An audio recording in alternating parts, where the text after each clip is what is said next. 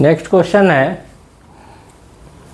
In triangle A B सी, एक triangle है, उस ट्रेंगल का नाम है ए बी सी।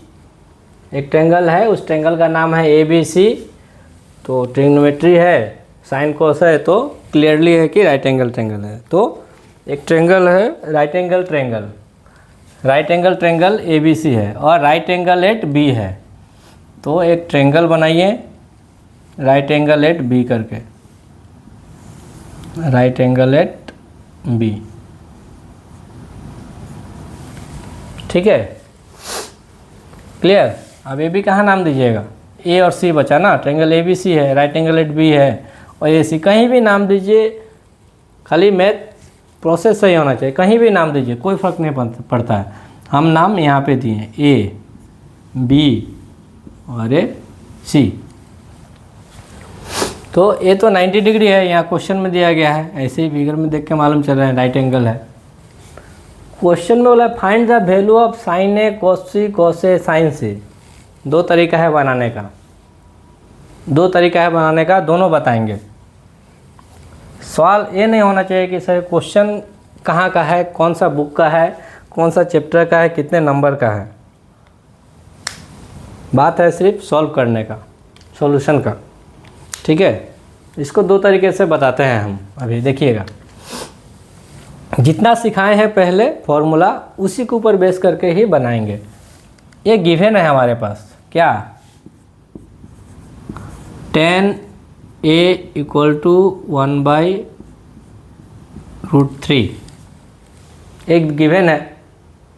हम तो इसको निकाल सकते हैं डायरेक्टली, लेकिन कैसे निकालेंगे इसका, तो PBH में कुछ तो फॉर्मूला है ना इसका, या फिर इस ट्रेंगल, ये जो ट्रेंगल है उसमें साइन ऑफ एंगल ए लिखेंगे तो दो साइड का रेशियो लिखना पड़ेगा, फिर cos C लिखेंगे फिर दो साइड का रेशियो लिखना पड़ेगा। तो साइड तो मालूम होना चाहिए हमको पहले, साइड तो मालूम ही नहीं है कौन कितना लेंथ का है। देखिए tan का फॉर्मूला है P/B, इधर में 1/√3। लेट कर लीजिए, let P equal to 1K, B equal to √3। यहाँ से हम लोग को बाई पाइथागोरस थ्योरम हाइपोटेन्यूज मिल गया, by Pythagoras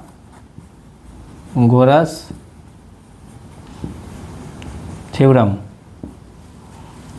h square equal to P square plus B square. H square का एच स्क्वायर लिखिए, पी स्क्वायर होगा 1K का स्क्वायर और बी स्क्वायर हुआ √3 का स्क्वायर। 1 का स्क्वायर 1, K का स्क्वायर K स्क्वायर, √3 का स्क्वायर 3, K का square K square, H square, ये दोनों हो गया 4K स्क्वायर। तो एच स्क्वायर का एच स्क्वायर लिखिए, 4 जो है 2 का स्क्वायर है, K तो K का स्क्वायर, इसको ऐसा होल स्क्वायर लिख सकते हैं। 2 का स्क्वायर करने से 4 होगा और K का स्क्वायर करने से तो K होगा। अब इसको अंडर रूट दे दीजिए। लोगों को कुछ कन्फ्यूजन रहेगा अगर किन्हीं को, तो हम अपना व्हाट्सएप नंबर दे रहे हैं, ठीक है। उसमें सिर्फ आपको जो प्रॉब्लम है वो क्वेश्चन दीजिएगा, 8638356079। आप ट्रिग्नोमेट्री रिलेटेड क्वेश्चन दीजिएगा हमको, बोलेगा कि ये नहीं आता, ये समझाना है, तो हम उसका अलग से वीडियो बनाकर दे देंगे। तो यहाँ से स्क्वायर रूट कैंसिल हो गया है, तो h इक्वल टू हमारा मिला 2K। ये जो P/B लिखे हैं, साइन एंगल A के लिए लिखे हैं, ठीक है ना। तो ए P जो है इस एंगल A के लिए परपेंडिकुलर क्या हो जाएगा, A होगा, क्योंकि A तो एडजेसेंट होगा, एडजेसेंट A परपेंडिकुलर है, ऑपोजिट ये है परपेंडिकुलर और ये है बेस। ए ट्रायंगल जब लेंगे तो परपेंडिकुलर है 1K, उसके बाद बेस है √3K और ये हमारे निकला 2K। जानते हैं P/B को हम लोग directly P equal to 1, B equal to √3 logically नहीं बोल सकते हैं, क्योंकि ये जो है दो साइड्स का रेशियो दिया गया है, ठीक है। P/B = 3/4 होगा। मतलब देखिए A/B = 1/2। इसका मतलब ये नहीं है कि A का वैल्यू 1 होगा, B का वैल्यू 2 होगा। A का वैल्यू 10 भी हो सकता है और B का वैल्यू 20 भी हो सकता है। बहुत सारा वैल्यू हो सकता है। A का वैल्यू 4 हो सकता है, B का वैल्यू 8 हो सकता है। अब देखिए जब इन दोनों का रेशियो निकालिएगा, A/B कीजिएगा, A/B कीजिएगा तो 10/20 ये कट गया तो 1/2 आएगा। इसका मतलब ये नहीं कि हम A = 1 पकड़ लेंगे, B = 2 पकड़ लेंगे। उसी तरह P/B = इतना है, इसका मतलब ये नहीं है कि हम P = 1 पकड़ लेंगे, B = √3 पकड़ लेंगे। इसको कुछ लेट मानना ही पड़ेगा, ठीक है, कि ये उसमें साथ कुछ नंबर लगा दीजिए, सेम नंबर। तो लेट P/B = 1/√3 = K। तो यहाँ से हम लोग को देयरफॉर P = 1 के, B = 3 के मिल जाएगा, √3 के मिल जाएगा। उसका बाद पाइथागोरस थ्योरम अप्लाई कीजिए, H का वैल्यू निकाल लीजिए। हो गया क्लियर। अब वैल्यू निकालते हैं। हमको देखिए P, B, H तीनों मिल गया, तब क्या टेंशन है, बनाते हैं। ये number sin A cos C plus cos A sin C। देखिए हम इस ट्रायंगल के लिए, ये जो राइट एंगल ट्रायंगल है, इसके लिए तीनों साइड निकाल लिए हैं। लेकिन जब मैथ्स बनाएंगे तब देखिए गड़बड़ हो जाएगा, ध्यान नहीं दीजिएगा तो। साइन एंगल A, साइन का फॉर्मूला है, एंगल A के लिए लिख रहे हैं। साइन का फॉर्मूला है P/H, साइन का फॉर्मूला है P/H। इस एंगल के लिए P क्या है, ये साइड है, क्या है, BC।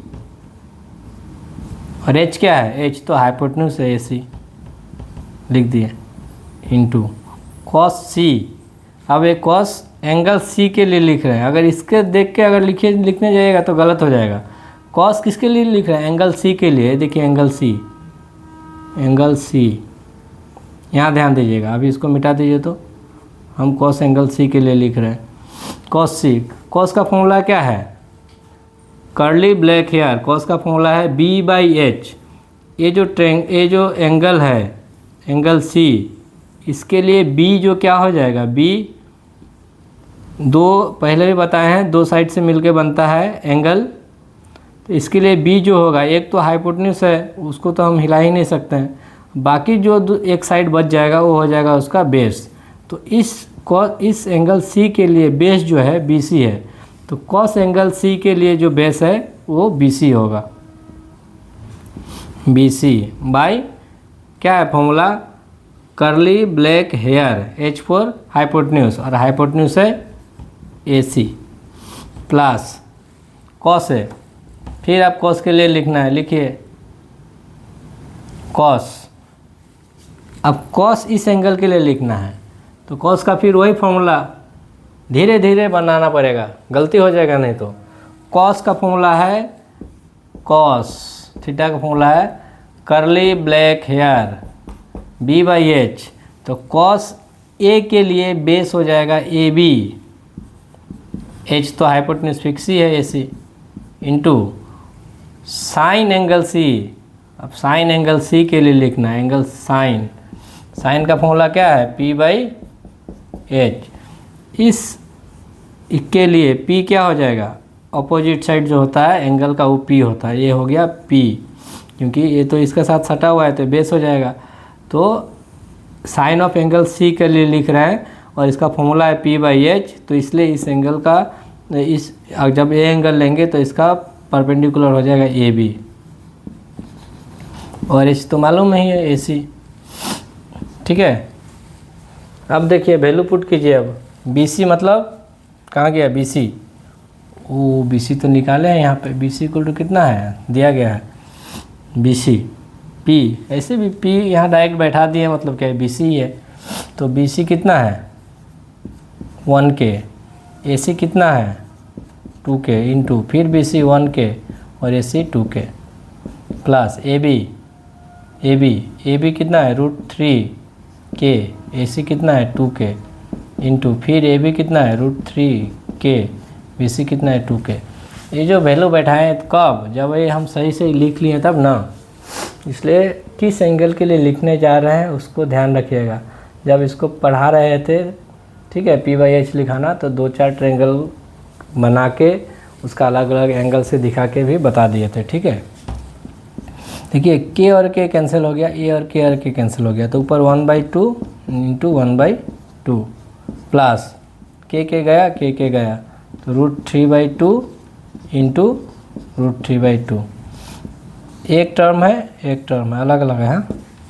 1 into 1 1, 2 into 2 4 plus √3 into √3, √3 का स्क्वायर, 2 इंटू 2 4, ठीक है। तो 1/4 का 1/4 लिखिए प्लस √3 का स्क्वायर रूट कट गया तो 3/4। अब तो कैलकुलेशन ही है, 4 LCM आया, इसे डिवाइड किया तो 1 प्लस 3 हो गया 4/4, तो वैल्यू आया 1, वैल्यू आया 1, ठीक है, क्लियर। सेम क्वेश्चन है जो अभी बताए हैं, दूसरा तरीका से बना रहे हैं, ठीक है। दूसरा तरीके से बना रहे हैं, उससे भी ज़्यादा आसान है। आसान तो भी है, समझ नहीं आसान होता तो हम थोड़ा बना सकते हैं, आसान सभी है, प्रैक्टिस कीजिएगा सब बन जाएगा। देखिए tan एंगल A = 1/√3 दिया गया है। यहाँ हम लोग क्या लिखेंगे, देखिएगा, इसको एंगल निकाल कर इस मैथ्स को बनाएंगे। मान लिया tan A का tan A लिख दिए, एक टेबल बताए थे ना, क्या टेबल बताए थे वो, sin 0, sin 30 degree, sin 45 degree, ये जो टेबल बताए थे उसमें tan कितना डिग्री = 1/√3 आया था, tan कितना डिग्री = 1/√3 आया था। तो ये तो मालूम होना पड़ेगा tan कितना डिग्री 1/√3 है। तो जिसको नहीं पता है वो क्या करेगा, फिर से फटाफट टेबल बनाएगा ना, या फिर टेबल बनाएगा, साइन का वैल्यू निकालेगा, फिर कोस निकालेगा, फिर tan निकालेगा, फिर चेक करेगा कि tan कितना डिग्री में 1/√3 आ रहा है। और जो टेबल देखते रहेगा, मैथ्स बनाते रहेगा, उसको एक तरफ से याद हो जाएगा, ठीक है। तो हम यहाँ बता रहे हैं tan 30 डिग्री जो होता है 1/√3 होता है। टेबल में आप देख लीजिए tan 30 डिग्री जो है 1/√3 होता है। तो tan 30 डिग्री अगर 1/√3 है तो इसका जगह में 1/√3 की जगह में tan 30 बैठा सकते हैं, तो बैठा दिए। अब देखिए ये दोनों इक्वल है, इसका मतलब एंगल A जो है 30 डिग्री है, इसका मतलब यहाँ से एंगल A क्या आया 30 डिग्री। यहाँ पे एंगल का साइन नहीं दिए, यहाँ पे दिए हैं, यहाँ भी दे सकते हैं, लेकिन tan A का मतलब ही होता है tan एंगल A। जब इसको यहाँ से क्या वैल्यू निकला हमारा कि एंगल A जो है 30 डिग्री, दोनों तरफ इक्वल है ना, तो रेशियो तो इक्वल नहीं होता है, उसके साथ जो एंगल होता है उस एंगल का जो वैल्यू निकलेगा वो दोनों सेम निकलेगा, तो दोनों इक्वल होगा।